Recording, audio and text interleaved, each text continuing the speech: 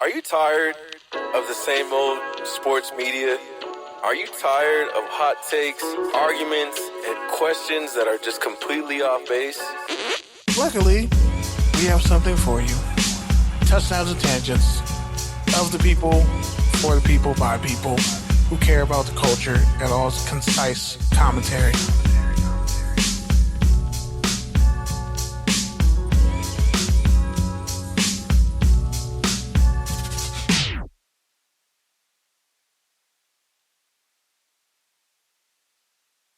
What's up, good people? Live from Hawthorne, California, it's the dynamic duo Touchdowns and Tangents, TDs_tangents on Twitter and Instagram. Your Thursday night spot for NFL takes, topical tangents, and concise commentary for the culture. I am PD Camarillo, and he is... It's Barry, and I hate it here. Yeah, so it's NFL draft, round one, coming to an end. We're on the last two picks of the night. And just overall, it's been a very somber day here at the house. Kenny and I simultaneously screamed as the Raiders took Brock Bowers, a tight end, after they took a tight end with their top pick last year. They traded up to take Michael Mayer last year. Could have took Thule. I literally was joking when I said it. You did say it, you jokingly, like, at least 6 times. Like last year, I said it too. You kind of spoke it into existence. Yeah, I said it last year, and this year I was like, yeah, well, Brock Bowers probably running 4.4. He took a tight end reverse 50 yards to the house. That's insane. I can see the Niners taking a corner at 31, by the way. Makes the most sense. Kool-Aid McKinstry, probably. But hey, who knows? Or maybe a tackle. If there are even any tackles left, there's like 11 linemen who went in the first round. I was 100% right on that one. But yeah, Brock Bowers at 13 kind of reset the whole draft because it's like, oh, every team's like, I don't have to reach for a pick because the dumbass Raiders took a tight end when they literally don't have starting. To be fair, some people, right tackle. a lot of mock drafts did have Bowers going in the top 10. So in the top 15, it's not that much of a reach. It's more of just the need. They didn't trade up and get Michael Penix Jr. And the fact that they probably could have traded back and got Bowers and another pick. Or, as you mentioned, they could have been aggressive and moved up in the draft to number 7, the Titans, and gotten Penix ahead of the Falcons. I hate it here, bro. Which, by the way, man, shout out to all the people in the fucking world who believe that Michael Penix was not a first rounder. All y'all are that stupid. Shit did not make no fucking sense to me from the snuff. I knew it was stupid. I covered the last 2 years of the Pac-12 conference for nothing. I told y'all Michael Penix Jr. is the one. And then when he ran the 4.46, I was like, damn. He's out of our reach now. Medical's cleared out. Medical's through with both super arms, cleared out. Combine. Medical's super cleared out, bro. It's just upsetting seeing the Raiders just. He's not going to make. Does Brock Bauer get them an extra 3 wins when you already have 2 tight ends? Like, so Devontae's just getting less and less catches, getting less and less targets now. So instead, some you people get rid of Hunter said Renfrow. Bowers really isn't even a tight end like that because he can't even block like that. Like, he's really just kind of he's a try-hard. Huge slot receiver. Like, he's 6'3". He's barely 6'3". They make it seem like he's a lot bigger. Yeah, they're dancing on stage. Okay, I see him. It seemed like he's a lot bigger with how they glaze him. Bro, they glazed him so hard. He's 6'3", bro. I get it. He did a standing backflip, and they think he's the reincarnation of George Kittle. But you know what? There are better players on the board, and you take the better player on the board. There they go, trying to take a player that fits a scheme that hasn't been proven to work. He said, wow, Ricky Pearsall in the first round? You took a white receiver in the first round? Oh, they're trading Ayuk, bro. They're trading Ayuk or they're trading somebody. You take Ricky Pearsall the way your corners got cooked? That's crazy. That is crazy. Yo, they got the worst pick of the first round. The Niners have the worst pick of the first round. They just swooped it on the Raiders. He ain't even have 1,000 yards in a season, bro. 965 was the most he had. in the season. Like, that's crazy. I mean, he filthy with the routes. But yeah, I mean, even all things considered, all too. when the Raiders went on the clock at 13 with the 6 quarterbacks off the board, you still had Quinyon Mitchell, who was really a can't miss corner. He would have given you a number 1 corner. Fell to the Eagles at 22, bro. That's crazy. And then the edge rusher the Vikings ended up getting. Dallas Turner. Yep, he was on the board. They passed on him. 4.47, can play inside and outside linebacker. And DN. And DN. So essentially would have fixed multiple problems on the Raiders defense that had they signed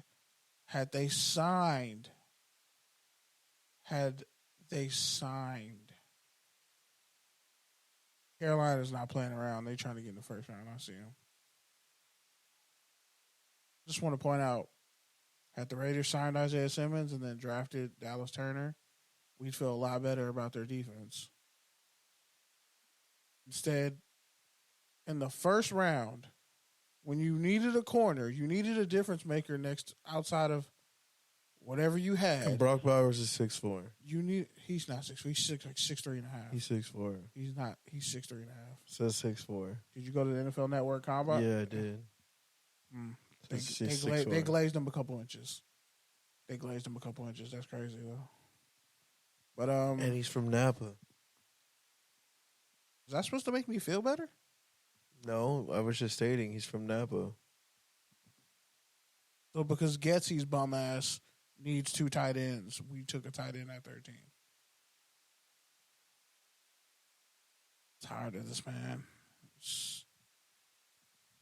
I don't know if I can do this anymore. Let's talk a little bit about what the Raiders fan. What the Chargers did. You called it. They got Joe out, number 5. Told you. Slated in as a really all-pro right tackle. They taking a receiver. But he could also play left tackle. He'll probably end up being the long-term left tackle. He'll eventually probably be too good to not play a left tackle. And you just slide Rashawn Slater over the right tackle. And it doesn't matter who he's throwing to a receiver, because there's a bunch of receivers left in this draft. My whole thing, they might take Roman Wilson. Honestly, my whole thing is, and this is what I said when they made the Antonio Pierce hire, was okay. You can try to keep that consistency and try to keep the little bit of momentum we made last season, but he needs to get a quarterback, which he failed to do. I don't think they want it. But more importantly, he needs to show that he has a plan. And this Bowers pick just makes me feel like they don't really have a plan. Because, the Chargers are kind of in teardown mode, but they have a plan. You see what they're doing. You see what identity they're trying to build. Yeah. And hate it or love it, you know what it is. The underdogs on top. So you can either get on board or get off.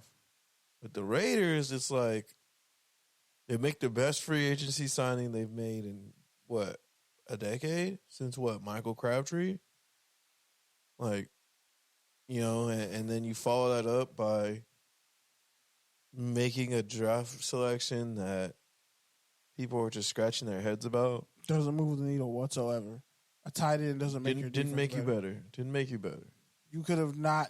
Maybe one game better. Let's say he catches 1 third down or 1 red zone target or whatever. Gardner Minshew is still playing quarterback for your team, and you now not getting Justin Fields looks even worse.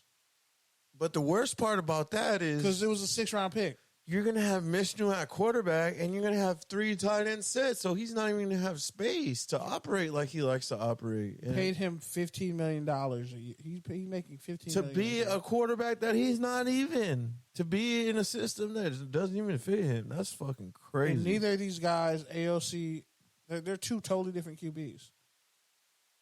It's like, it's one thing if we knew there was a star QB coming next season. This was the best QB class in probably close to a decade. Well, besides 2020. Besides last year. In 2020.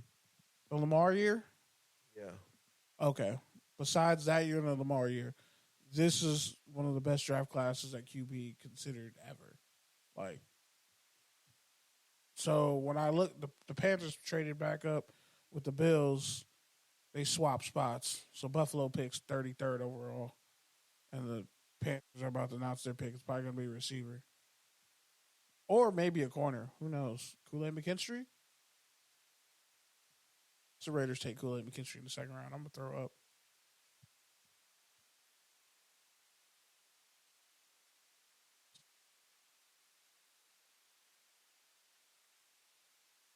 You couldn't even say his name right. Xavier Leggett. Or Leggett. Whatever the fuck you say. He's like 6'4". He ran like a 4.39 40 at the combine, and he had like 1,300 receiving yards for South Carolina last year. You couldn't have waited to the second? They already have like 3 receivers, which is I'm kind of confused. They traded for one.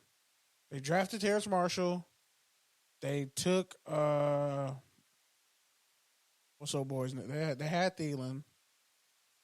They traded for Deontay Johnson. That's interesting that like they had other needs and they literally took. And this dude has the countryest accent I've ever heard in my life. Really cool dude though. But yeah, man. So the NFL draft's over. Before we get to the whole draft, we First talked about round. the Raiders. We talked about the Chargers. So Chargers let's talk had about the- the Rams. Chargers probably got the best value for their pick. Let's talk about the Rams. What the He's Rams gonna- did. Like they already have a he's 6'1", 221. He's pretty much a faster Debo, but a better receiver than Debo. Okay, Kenny, I need you to listen, bro. Go for it. Talk about the Rams draft. We already talked about the Chargers. We skipped like 4 teams, but the Rams killed it. Jared Verse fell all the way to 19. And he's literally the perfect complement to Byron Young. Great story. Went to Albany, put on like extra 40 pounds of muscle, then transfers to Florida State with the likes of Braden Fisk. Braden Fisk came from Western Michigan. He came from Albany. They both go to Florida State, and Florida State's one of the best teams in the country. Like, it's crazy work. I think it's an A plus. The Rams got an A plus draft. This is their first round pick since Jared Goff. And they got a bunch of picks in the later rounds. I think Didn't have to trade up. Latu went to the Colts at 15. I think the great thing about the great thing about what the Rams did is they just produce edge rushers. So it's like he's going to develop into something. Yeah, he's already is something. Yeah, that's what I'm saying. But you know it's going to translate just because they have that kind of system. But yeah, overall, just some winners and losers from the first round. The Bears definitely won. I mean, they got Odunze and Caleb. Yeah, You got arguably, the 2 best players at their position. yeah. And you have Keenan Allen in the slot, and you have your tight end from Notre Dame, Cole Kmet, and you have DJ Moore. DJ Moore. You literally have 3 number 1 receivers and 2 really good running backs. You just now have to fix your offensive line in the second round, Which is possible. or somebody might have a disgruntled left tackle they don't want to pay, and the Bears are like, we'll pay you. Or you just hope Mekhi Becton checks out medically. No, Mekhi Becton's not a left tackle. He's a right tackle. I mean, he's been playing left tackle in the league. He But played right tackle all last year. He got moved to right tackle last year and did not play great. He was so hurt. maybe you go back to left tackle where he played good. He didn't really play that good at left tackle either. He kept getting hurt. He played Just good. got enough. hurt. He was good in those his rookie year, the first 6 games, and then when he came back, he was good again. Then he just got hurt. He just kept getting hurt. He was getting comfortable. He was getting good at right tackle, but like he got hurt, so it just doesn't add up. But yeah, back in that right tackle for the Raiders, I guess. It's kind of crazy when you really think about it. Like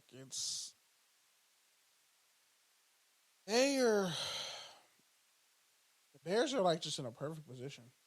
Like I know one of my coworkers is going to be super happy that like Roma Dunze fell all the way to 9. He's essentially a faster Devontae Adams. So you got baby Devontae. Shout out to Nevada. You got a faster Devontae Adams, Keenan Allen, who's damn near a Hall of Famer, and DJ Moore. and you got a OC Shane Strickton. I think that's his last name. Who's quarterback friendly. Man, it's it's A+ draft for the Bears. It don't even matter who you take after this. Like you probably like just go free agent hunting at this point because you need some veterans. You want to have a veteran offensive line. I think you move Telvin Jenkins to left guard. You keep Braxton Jones at left tackle. They could probably go out and draft a guard or sign a guard. Darnell Wright's the future at right tackle. Got to figure out that center situation, but I mean, they really just got to add some O line pieces, and the Bears are right there. The defense was already great, and you throw in Caleb. You know who I'm taking in free agents in fantasy football too. I'm definitely taking about 2 or 3 Bears players in fantasy football. Your winners from the draft? Oh, the Vikings. Really? Taking J.J. McCarthy was a risk, but you got your QB and you got an edge rusher. You got a hyper-athletic edge rusher who's even more athletic than Danielle Hunter was. Oh, wow. Don't turn on the Laker game. I don't want to watch this. This is soul draining. Go ahead, continue. You were saying?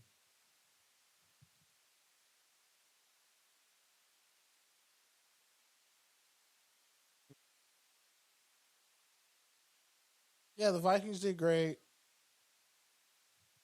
Really, there's only like 2 teams that lost. The Niners and the Raiders? The Panthers got a receiver, but that's kind of I'm not sure about that one. Didn't they pick at the top of the second? That's what I don't They get. traded with the Bills to get the 32nd overall pick and took Xavier Legette with Leggett. So I would say the Panthers because I think they should have probably took a corner, Kool-Aid McKinstry. But yeah, I would say the Raiders are losers. I would say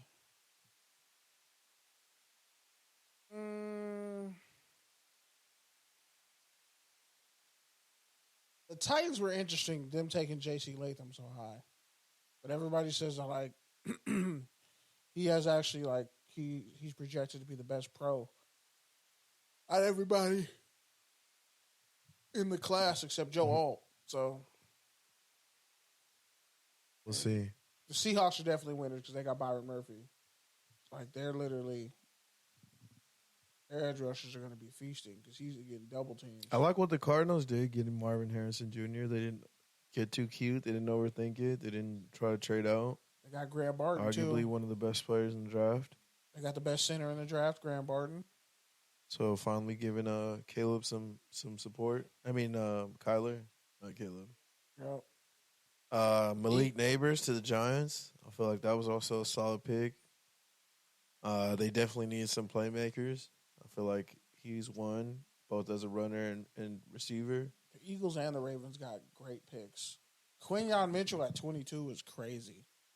Yeah, it is crazy. And then the Eagles get Wiggins. No, the Ravens get Wiggins at 30. So, that's great too. Detroit traded up. Byron Murphy to Seattle. I feel like he fits what they want to do a lot. Detroit, Just as far as getting upfield, but also being a run stuffer. yeah, Detroit traded up and got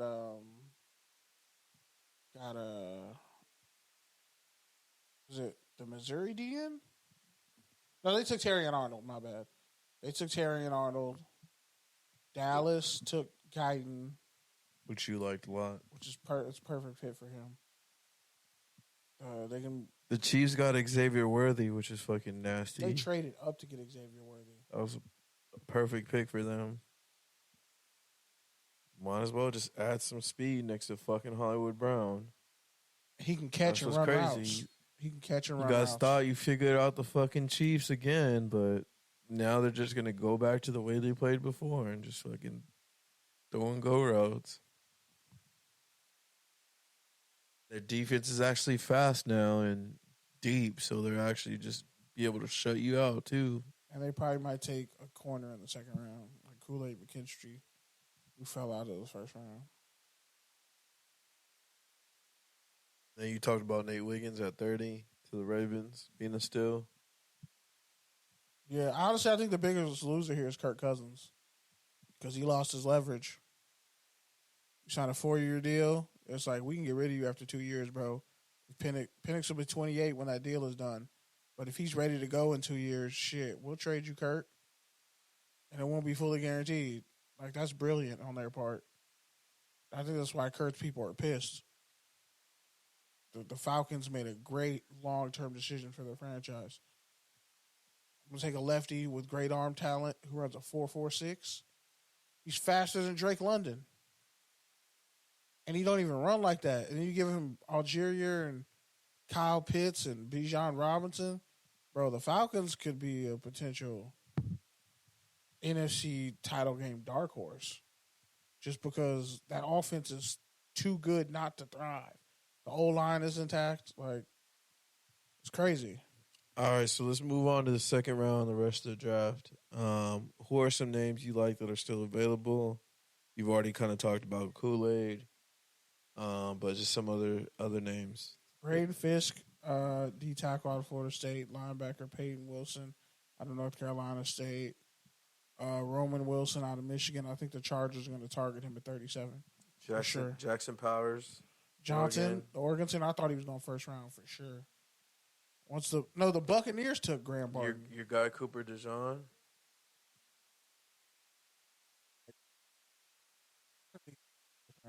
You did think he was going first round. I think we actually made a bet on it, but I don't remember what we bet. We really need to start keeping track of the bets we made. Because I'll they're be forgetting bets.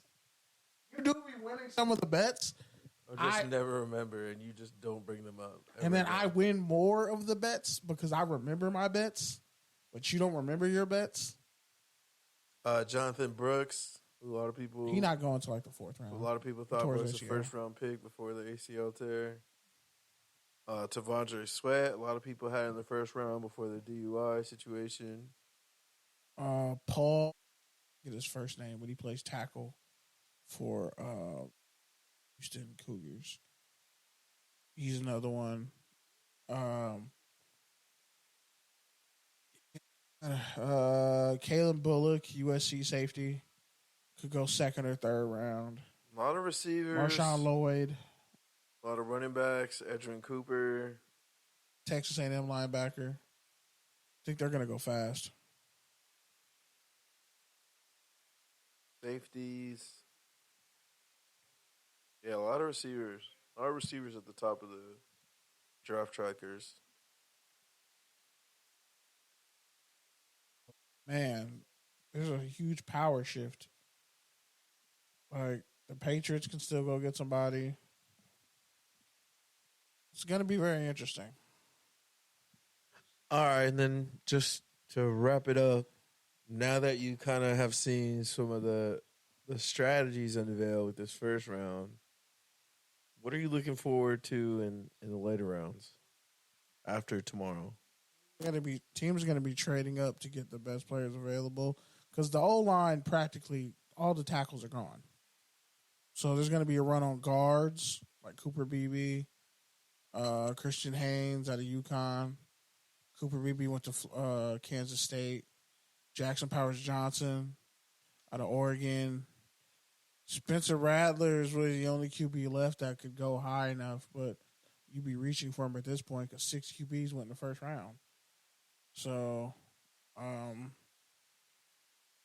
running back, a little bit of offensive line, but there's going to be a huge run on defensive line and the edge rushers that are left, for sure. There's only really like 2 linebackers we're taking in the second round. Tell you what I'm hoping for. A Clippers victory? Well, besides that, I'm just hoping the Raiders take Joe Milton and not Spencer Rattler. Me too. I'm really surprised the Niners took Ricky Pearsall when they needed a corner for sure. That was kind of shocking. I'm surprised they didn't take Edgerrin. Adrian Cooper because he can rush the passer because Greenlaw's hurt. All right, final notes on the draft before we wrap up. Oh, even the BYU tackle, he's still there. Who might play guard, but yeah, Kingsley. So, I mean, I think the first round went great. Everybody really took the player that they needed. And some people took chances. I still don't agree with taking a tight end who you don't know is 40 time. You're taking him at 13. That's not a position you take a tight end. Like, if it was Kyle Pitts, then yeah. But Brock Bowers, I don't care if he did if he took a reverse 50 yards to the house in college. I just don't agree with him at 13. I think Latu would have been a better pick. I think so many pass rushers just would have been a better pick that you just don't overthink it. Like, if you could not have a prop of position, if you could draft somebody and then you be set at a certain position group, you do that. You don't add a tight end. That doesn't, like, tight end isn't even the reason why you win. I think you have Samir White and even Alex with that, Madison at running back. Even like, with what are we that, saying? even with that, if you're gonna load up on a strength, then load up on the strength, bro. Take a receiver. That's what I'm saying. Brian Take Thomas a receiver. Jr. You could have called for T. Higgins. You could have made a call for Brandon Ayuk. I would have been happier making a trade for either of those guys over taking. I would have taken. I would have said, "Hey, trade your first round pick with the Bengals. Give them Malcolm Kuntz, Tyree Wilson, and you get Hendrickson. Now you got Hendrickson and Crosby. You don't gotta the Bengals got to develop Tyree Wilson now. You have the money to pay Hendrickson. The Bengals are gonna have to pay Kuntz, and you swap first round picks, and maybe get a later round pick. But now your D line is set. You don't even need to really get a D tackle because you got Wilkins, Hendrickson, and Crosby. That would be the hardest working D line in football, just from a motor standpoint. And Hendrickson got passed up on by the Raiders when he got taken by the Saints. So I mean, if the Raiders had done that and said, "Yeah, we traded our first round pick," then we took a corner at 19 or we took a tackle at 19 because all the QBs were gone by 12. Once the Raiders saw Michael Penix was gone, I would have traded down. Me personally. What was the point? They should have did something. You could have traded up with Tennessee because Tennessee was just going to take a tackle regardless. And I don't think Latham was going that high. So they kind of took the tackle high because the Penn State tackle went to the Jets. And my thing is, if you're the Raiders and you know all these teams, and then the Vikings had such big balls, they didn't even try to trade back. They just swapped picks with the Jets. They went from the 11th pick to the 10th pick. That's all they moved up. Broncos didn't even try to move up. You telling me you couldn't have traded with the Titans or the Falcons? That's crazy to me, bro. Just think about it. Past 8, I mean, I could see why the Falcons wouldn't trade with you. But at 7, the Titans would have traded you. They don't have a second-round pick. And I just think, the Raiders' moves were very stupid. And I think they keep operating from a team like, we're going to bring the feeling back. Dog, you won 8 games last year. How about you bring some talent back? How about you fucking take the Oregon State tackle at 13? If they just did that and stayed put, I'd be like, all right, cool. Well, now the offensive line is fixed. Bet. So now I'm willing to take a chance on a QB because you fixed the offensive line. Thayer Mumford can go play guard if he has to. You have... Yeah, I don't want to spend too much time railroading the Raiders because we could literally spend a week just talking shit about them, and we've literally been spending all offseason just saying how they don't have a quarterback, and they still don't have a quarterback. So I don't want to harp on this too much, but I will say, above all else, I've never been more disappointed in my life. this one hurt probably as much as any of the other Raiders draft picks that have gone on to be busts. Because I saw it coming. I said it for like 20 minutes on another stream. Like, I just think this draft was so talented, and it was a can't miss. You could have took Byron Murphy. So many players, so many teams got players that they really needed and fit their situations. You know, as we talked about at the top of the draft, there were a couple of head scratchers, but at least, you know, they still filled a position of need. It's like the Raiders did neither somehow once again, and somehow we. And watch he'll be hurt. He's hurt, by the way. He's so hurt he couldn't run his 40. But that's 2 years in a row you took an injured prospect. Tyree Wilson hurt, and that's what makes it feel worse too, because you look at teams like the Rams. The Rams haven't even had a first round pick in years, and somehow they made it to the playoffs last year and they won a Super Bowl within the last 5 years. So, yeah, it's hard to look at a team like that with that sort of success and look at how shitty our drafts have been and be excited. I'm about to become a Falcons fan. I mean, even the Seahawks, man. It's like every year the Seahawks shoot some random ass shit, but this year they kind of stuck to their identity. They fill both a need and they got a player that fits their culture. And he also has good talent and upside in production. I don't know why it's so hard. It doesn't have to be that hard. I mean, even if the Raiders would have taken Murphy, Wiggins, or they could have. There's so Mitchell. many players they could have taken. They could have reached for Brian Thomas Jr. That's what I'm saying. And I wouldn't have been mad. They could have reached for a player even, and at least someone that with upside that fills a position of need. And I just don't feel like they did that. So we're gonna see what they have cooked up, but right now it's looking like they just took a slow slot receiver. Cut Hunter Renfrow, so we took a tight end to replace him with the 13th overall pick. Excuse me? Renfrow was at least a 5th rounder. It was a great pick in hindsight. He took an injured tight end with a foot injury. Kind of like the DN that you took who had a foot injury or ankle injury. Dejected, bro. I'm just dejected. All right. So on that note, anything for college football you want to talk about? Yeah, the transfer portal. Arch Manning went crazy in Texas spring game. He had like 378 passing yards and like 6 touchdowns or some crazy shit like that. Like every time I felt bad. Like Texas DBs can't be that awful because like they were getting shitted on. They were getting shadaddled. I mean, 80 yards. Shadaddled. They were getting shadaddled. What That's they got. crazy. Go back and watch the Texas spring game. They got shadaddled, bro. They got snickle fritzed. Like, and that's a fucking saying from that one movie, The Great Gatsby. Snickle fritz. That's a fucking 20s, 30s reference. My English teacher said, "How did you know this?" And this was in high school. She's like, "How did you know that word?" I said, "It just sounded like the right word to say in this moment." She said, "Yes, it actually is a word."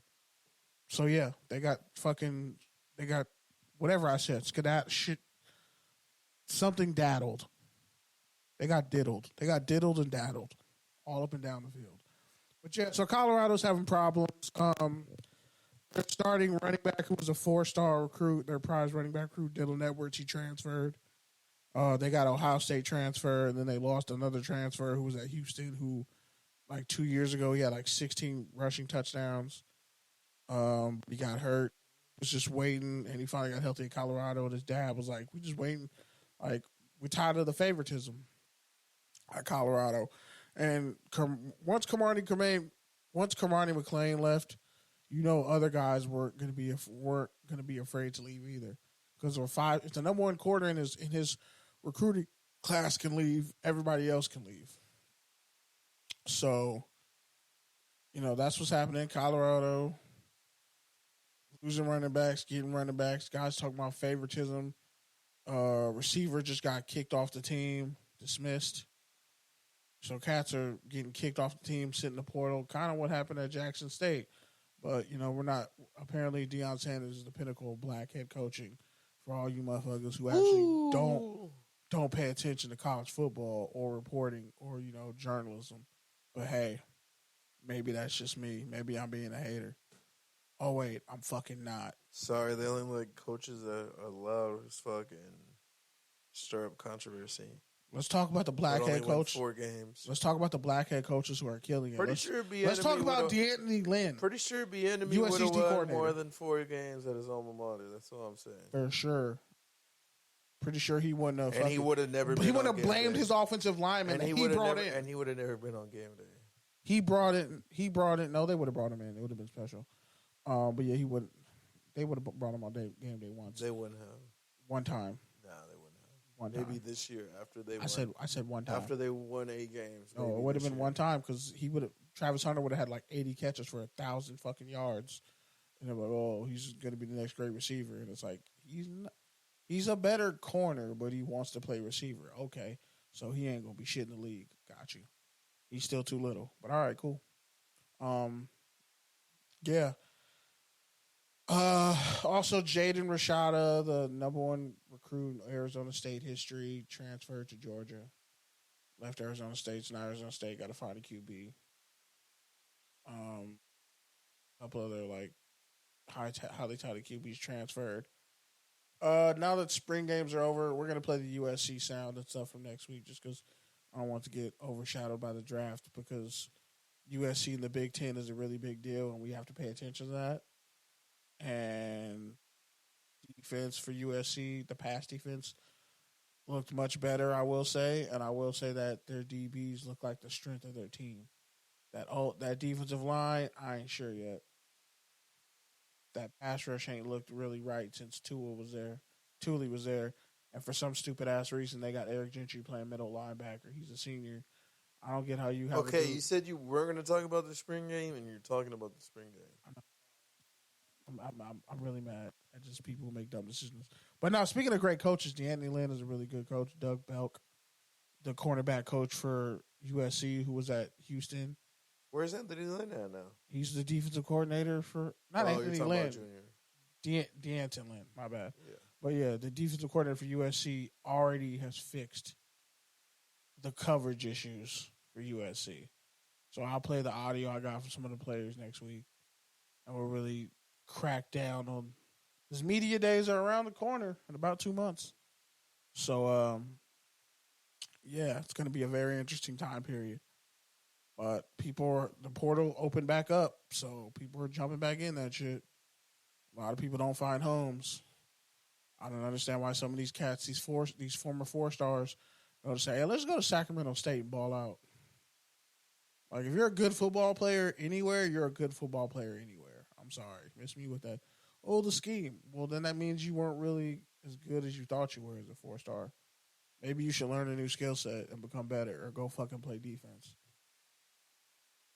All right, you ready? Touchdown turnover? Yeah. All right. Let's go take her tangent. Take or tangent.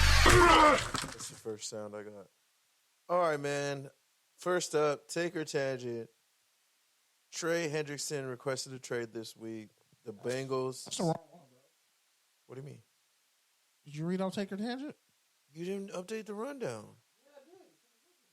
Well, I'm not going off the rundown. You said we weren't going off the rundown. I'm not going off the rundown. Well, fuck it. Fine. I had that. Just listen, bro. I already told you like 3 times. Listen today. I need you to listen. Now my phone died while we were arguing. No, it's fine. I don't need your fucking rundown. You just did while we were on the phone. This part like an hour ago. You did this shit while we were talking. 21. The draft ended at like 8:30. You've been doing this shit while we've been talking. Not that part. All right, take your tangent. Hendrickson wanted a trade, and the Bengals not trading him. Only getting paid $15 million this year. He's all pro DN. Somebody's gonna pay him. The Bengals said they're not trading him. So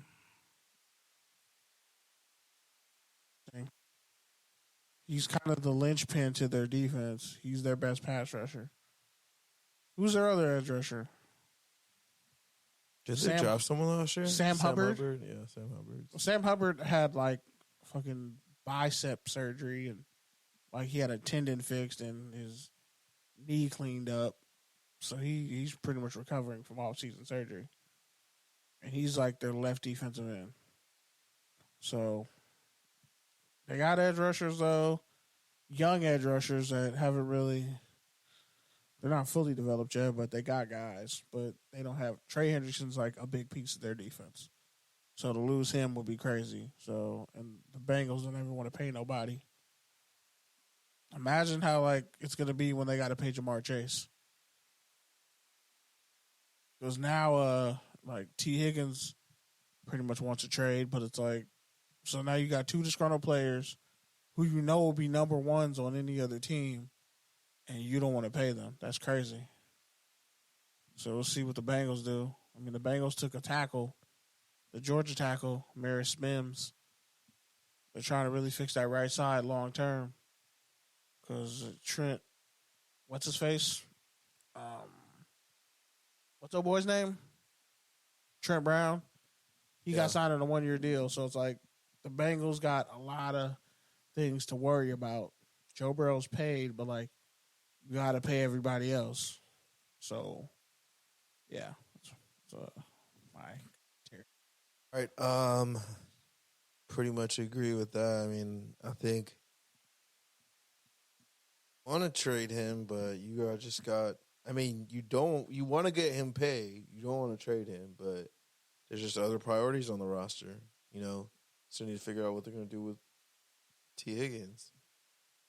So he's just got to kind of get in line for a payday.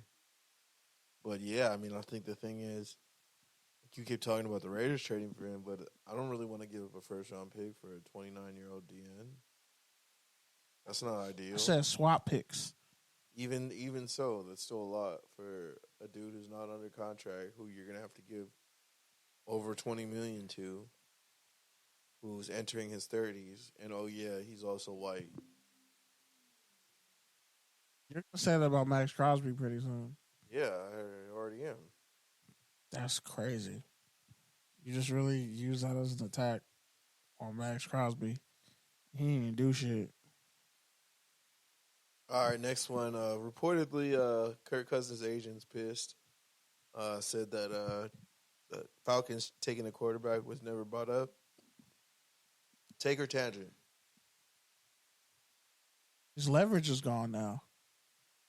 I think Kirk always had leverage. The Falcons are like, Kurt, if we never signed you, we probably would have took Penix. Like that's a more enticing. Our board didn't change because we brought your white ass in. Yeah, you're actually an insurance policy, and we're paying you as a very high insurance policy. So he shouldn't get mad because look what you did to RG3, bro. This is your comeuppance. All right. I got one. If it's anything on the rundown, don't say it, bro. Because I already got a plan. You just let me cook. I told you, listen. I mean, I kind of have to. I have to say this. Just sit there, bro. You but be like, Rome. I'm Caleb. I've been itching to say. I've been itching. Rome Odunze. But I'm itching to say. I mean, okay. So if it's, I'm Marvin Harrison's dad, throw me the goddamn ball. Let me work. All right. So what is it, Kenny? If it's For something take on or the tangent, rundown, it's not on the rundown. Okay. It's not on the rundown. If it's stupid and horribly worded, and it's not. Okay. It's bigger than college football news. It's bigger than it's money and hoes. It's bigger than rap. Reggie Bush got his motherfucking Heisman back. I guess, yeah, that should have been on the rundown. I don't know how we admitted that, but yeah. Because it was bigger than college football news. I like how it just like casually, just like randomly 2 days before the draft, they just woke up one day and were like, oh, well. Get this nigga his Heisman back. I guess this is the day we'll give Reggie back his Heisman. We really don't have a reason to not, like, why are we not giving him his Heisman back? Oh, because the NCAA has to, like, actually justify his season as legit and give USC their national title back. And Reggie's like, no, give me my fucking Heisman back, and then we'll work about getting USC season back. Because literally, you accuse me of some shit, and he has a defamation lawsuit against the NCAA that he's currently winning. Therefore, you know, Imagine Reggie Bush gets put on the new cover with Caleb Williams. You know how hard that would be? Imagine Caleb Williams, Cam Newton, Reggie Bush, and Johnny Manziel all They're on not Heisman. doing that. They're not doing that. But like Heisman Hall. No, but imagine like a Heisman Hall type shit. Kenny's. Or like a Heisman. You gotta learn, bro. Sometimes less is more. I'm just saying. Like sometimes if you just stick with your initial idea, it's good. But then you just go off into Kenny fantasy land and blow shit out of proportion. I was rocking with you when you said Reggie and Caleb. I was like, yeah, that shit actually would be hard. But then you try to like fucking pity throw Cam Newton and Manziel in to make it exclusive. Cam never got on the Heisman cover, did he? He never got on the cover of NCAA, did he? That just feels nasty. I mean, what? He beat the NCAA. Might as well have him, Manziel, and Cam on the same cover, with Caleb being the fruit. Caleb is like a combination of all three of those dudes. Nah, he too saucy to be all three of those dudes. No, I'm talking about in terms of popularity and how much money. He was getting $5 million, bro. I'm talking about he was making so much talking NIL about money. In terms of toxic masculinity. I mean, he's not toxic, though, and he has a white girlfriend. That's what I mean. I mean, that's kind of a whole different issue. I was like, he would have a white girlfriend. All right. I'm like, it's just, Last one. I was like, yeah, I'm not surprised, but it is what it is. Last one. Reggie got his motherfucking Heisman back. Beautiful day in California. Nick Saban. You forgot to play the sound. Doing his commentary on the NFL draft today. Take or tangent. It was A+. I didn't hate it.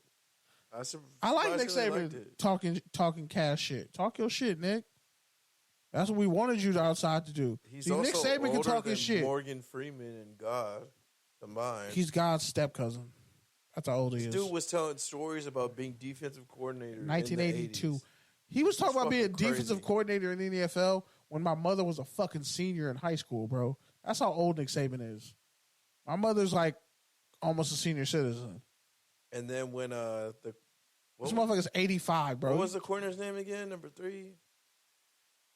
Teron Arnold? Yeah. When he got drafted, he was like, yeah, he's my really wife's sad. favorite player. He would just come to my house and just fuck with me.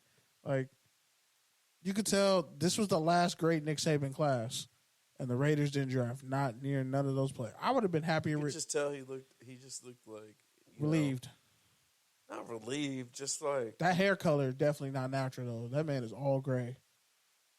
I think the moment just kind of hit him, like in that broadcast, like watching the players get drafted. I think that's when it kind of hit him. And all the stats, like, you're making me feel old because he's so used to just moving on to the next recruit, moving on to the next class, helping the next guys get up to the next level. But it's like, nah, there's no other group now, Nick. Like, this is the last group. Like, these are your guys. Like, these are the guys that you're gonna remember the most. Like, these are the guys that were the last. So he had 5 Alabama guys in the first round. J.C. Latham. And then he was just shitting on players for not playing at 100%, which was crazy. He was definitely calling out the Georgia tackles. Like, yeah, they're athletic freaks, but like, if you didn't get the teaching that you were supposed to get, if you didn't develop the way you were supposed to, you're going to get eaten alive in the NFL. Because those guys are just as athletic as you are now. So there's no more. Well, I mean, he advantage. was talking about the Georgia tackle that only started 8 games in 30 games. Yeah, so how you only start 8 games and he never gave up a sack or some shit like that? All right, let's move on. Touchdown or turnover?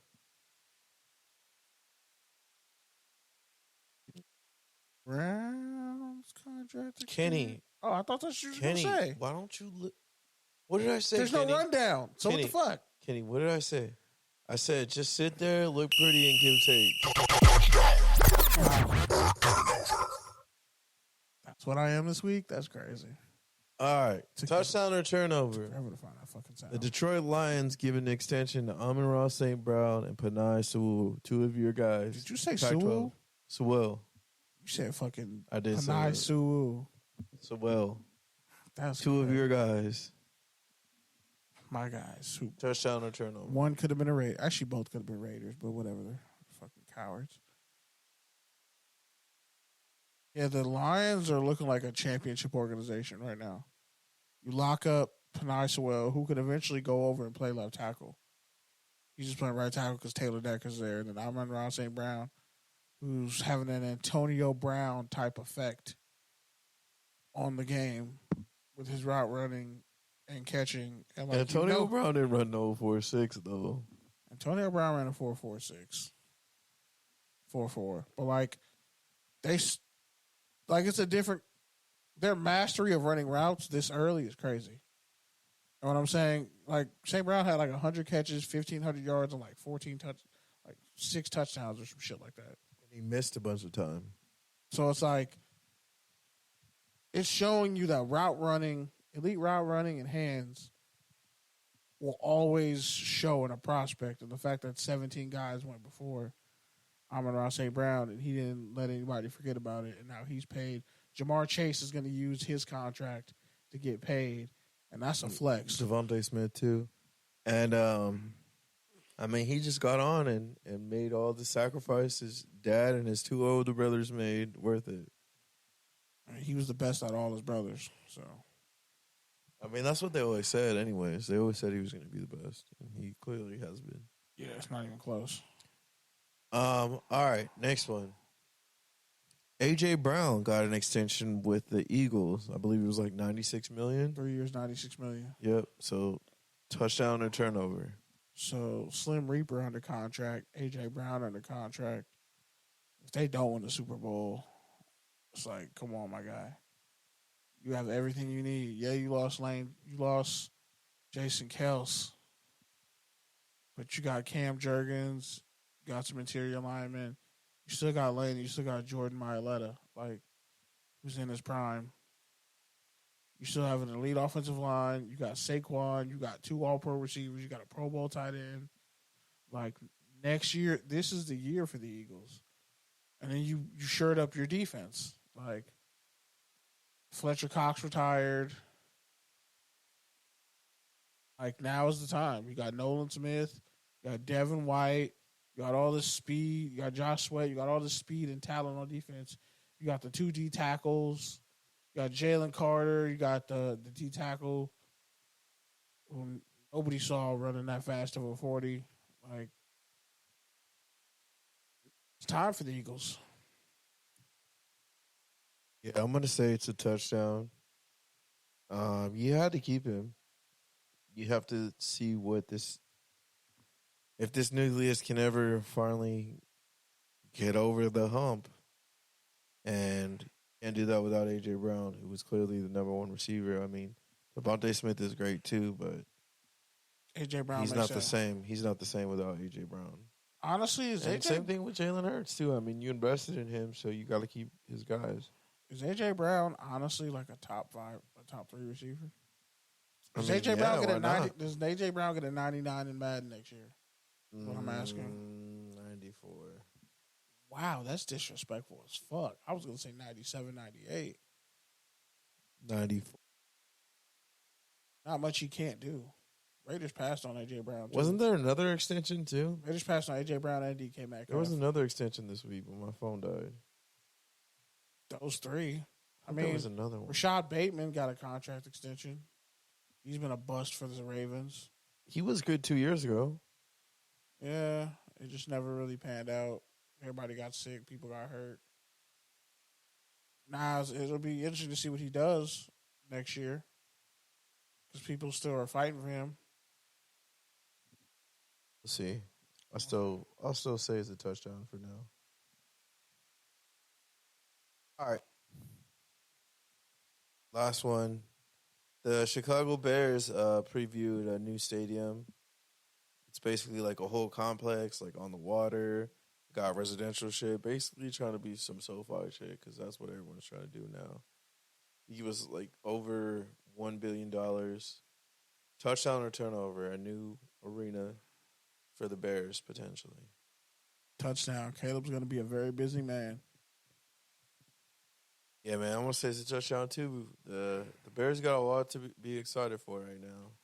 And it seems like that's probably the first time they can say that in a long time, with the exception of maybe the one time they got Khalil Mack.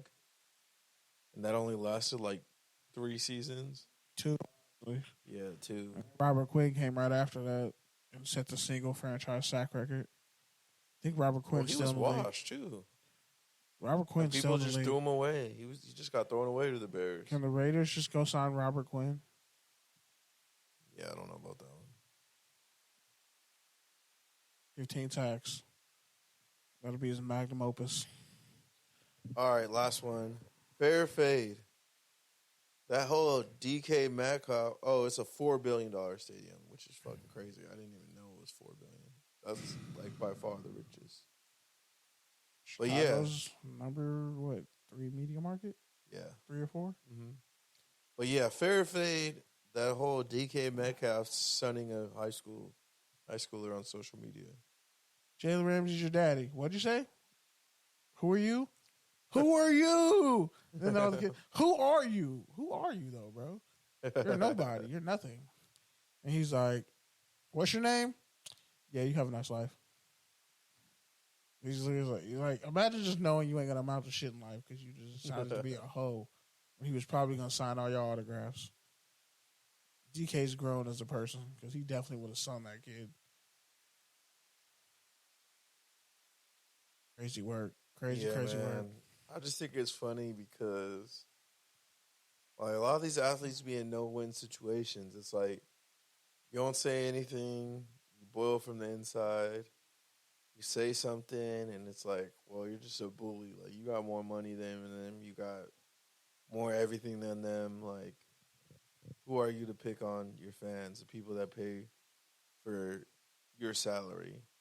But honestly, I just feel like DK did it in such a funny and organic and genuine way that it's like, Super mature. how can you not applaud it? That kid felt stupid as fuck. And hopefully he learned his lesson. And then all the kids next to him roasted him. Because as this podcast has talked about for a while, it's like, yeah, man, we love the kids. Everyone loves the kids, but some of these kids ain't shit. And you've seen that at some of these camps. A lot of them don't appreciate the opportunities they're given. And sometimes you just got to check them. But yeah. All right. Shout out to Dalvin Cook. He got his lawsuit thrown out from his ex-girlfriend. That's good. All right. Let's move on. Rants, you can go first, Kenny. Give me, and then to close it out, you got to give a hot take about the draft. The next 2 days of the draft. Raiders are going to take Joe Milton That sounds really hot take. in the 3rd round. Say 2nd. But they'll probably take Kool-Aid McKinstry at 44 if he's there. Or hopefully they take Brayden Fisk. Or maybe they'll draft a linebacker for once. I don't know. They got to take a linebacker. They're going to do There's something. too many on the board right now. They're going to do something stupid. They got to take a linebacker. They got to take Payton. If he's there at 44, you have to take him. They're going to take Cooper and make him a DN. Yes. He had 8 sacks. Why not? So Malcolm Coons. They're going to trade Malcolm Kuntz. All right. So give your rant. I recently saw a picture of the 2 kids from Are We There Yet? That Ice Cube movie with Nia Long. They're like full-grown adults now and shit with perfect teeth. I mean, they kind of had perfect teeth then, but yeah. Like the old girl don't have braces no more. Yeah, I feel Like the braces clearly helped her. I'm just like, damn. Must be nice. we old. Be nice to like star in a movie and like life turned out good afterwards. Because like all these child stars out here. This is a really dark rant. Yeah, I'm in a really dark place after today's draft. I go visit my nephew tomorrow. If not tomorrow, definitely the next day. But yeah, the Raiders. The Raiders have disappointed me for the last time. Shout out to Reggie Bush again for getting his Heisman back. One of only 4 people in NFL history to win a Heisman, a national championship, and a Super Bowl. Salute to one of the greatest players of all time. And I still say they should have like like a Hall of Fame type cover for NCAA, like a special edition, and you just put those 4 guys on the Mount Rushmore of modern day Heisman winners. Because Tebow got his cover, Crabtree got his cover. Like Denard Robinson even got a cover. He didn't win shit. Like, don't be disrespectful. He didn't win shit. You would never play with Michigan. I did actually. Because you're a fucking hoser. That's why. You didn't play with They him had when he a was a lot of freshman. speed. They had a lot You of didn't play speed with on him when that they had team. Tate Forcier. I actually played with them both of the years he was there. So, no, he was there like 4 years. He stayed like all 4 years. Well, the 2 games that I had, I played with them. 2 games I played with him. By the way, can we normalize that a lot of these draft pundits don't know what the fuck they're talking about? Facts. Y'all kept saying Michael Penix wasn't a first-round pick on God, bro, for like 2 years. I'm covering all his games, and I'm like, this dude is a first-round quarterback. And then even after he runs a 4.46, all the haters just stop talking. They're like, oh, his medicals, even though when in his letter he went like 24-3 at Indiana, which is crazy. Like in his letter to the NFL, he said, "Yeah, give me all the medicals and MRIs." Caleb lost more games at USC last year than Penix lost in 3 seasons at Indiana. That's fucking crazy. And probably had a better defense too. I just want to point out though, said like you can give me all the MRIs you want, but all you really need is the EKG. That's a fucking bar, dog. He probably rapped that just playfully. He said he spit a freestyle on the sideline of the Pac-12 title game. His teammates said it, and then they won.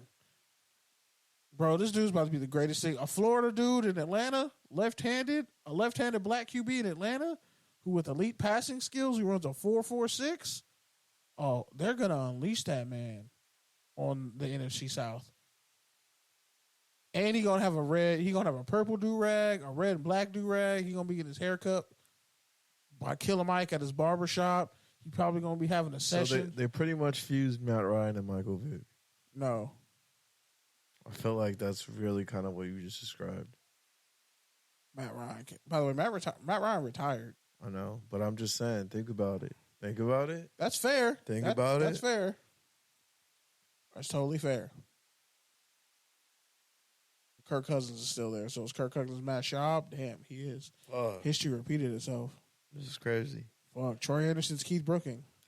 But anyway, yeah, I'm gonna just go in my room, probably finish eating my chicken salad and like just stare into the ether. This fucking suck, bro. I'm tired of this. Can't do this anymore. All right. On a lighter note, I had the privilege this past week to get to Crypto.com again for the Clippers playoff series. First game 1, Clippers won decisively versus the Dallas Mavericks. My dad bought a suite. It was cool. We had a good time. My sister was rooting for the Mavericks, of course. But it was nice that the Clippers won, even without Kawhi. James balled out. Game 2, I went with the boys. It was fun. Sat a little bit closer, a little bit more in the action. Fortunately, the Mavericks won. And, of course, Kawhi played. So that just makes things look ever uncertain. Kawhi is also questionable for the next game, so we don't even know if we can count on him. It's a mess right now in Clipperland, but at least I got to have 2 great experiences at the Crypto. 2 more times checking in there. Place where I've had some of the greatest memories of my life. Started my career. I low-key went on my first date at the Crypto too. Like, a lot of shit has happened there. So, shout out to the Crypto. I wish someone would buy those fucking $1 billion towers that are just getting graffiti and could actually provide some housing that I can't afford. But regardless, just a fucking eyesore. It's bad enough that they exist. Like, my favorite part about downtown was that it didn't just look like a regular ass downtown. Now there's just so many skyscrapers and luxury apartment buildings that it just looks like every other downtown. But yeah, anyways, point is, they need to do something with those fucking graffiti towers. And yeah, man, that's about it. I'm excited for the rest of this draft. I'm not too excited from a Raiders perspective, but I'm excited to see what the Rams do. They got a shit ton of picks, so I think they're gonna knock it out of the park. I think the Chargers are gonna have a less exciting draft, but I think they'll stick to their guns and double down on their strengths, which is more than you could say for the Raiders because no one knows what the fuck they're doing, and no one is gonna know what they're doing. So, yeah, whatever. Guess we'll just get owned by Pat Mahomes and Justin Herbert for the next fucking decade. And Joe Alt. Lock it up, Max Crosby. The Lakers lost to the Nuggets. They're down 0-3. Lakers are done. They're getting swept again. It's over. LeBron James makes me hate basketball more than I hate the Raiders' decision making. This is worse than when OKC swept Kobe. Bro, this is worse than when Kobe popped his Achilles. I cried a little bit, low-key. Shed a tear. I knew it was over. But yeah, so my hot take for the draft is I don't think more than one running back is going to go in the second round. I'll be surprised if one running back goes in the second round. That's not really a hot take, bro. With how the draft is played out. Hot take. None of these running backs were pegged to go in the second round anyway. No, a lot of them had second round grades. You had Marshawn Lloyd potentially in the first round. No, I didn't. You did. You had him in the second round. At one point, you gave him a first round grade. Okay, not everybody's a Josh Jacobs fanboy like you. I would never take a running back in the first round. I'm just saying, at one point, you were like, some team might take him, bro. Some team might take him. Like who? You were saying that on wax. I definitely didn't say that on wax. I said second round. But honestly, the way it's looking, third round. There's just too much defensive talent on There's the board. too many receivers left, bro. And there's a shit ton of receivers, too. There's too many receivers and D tackles left and edge rushers. All right, well, that's it for Touchdowns and Tangents. Draft Special 2024, probably our weakest draft special of all time, but whatever. I'll try to be more positive next week, but there's no guarantees. I'm a Pisces. Fuck it. I'm emotionally available for everybody. Fuck y'all. I was just ready to be excited. I just wanted to enjoy the Raiders taking Michael Penix and finally answering their draft woes, but they couldn't even do that. All right. Touchdowns and Tangents, TDs _ tangents. We're out. Peace. Shout out to Nikki, who's fucking married now.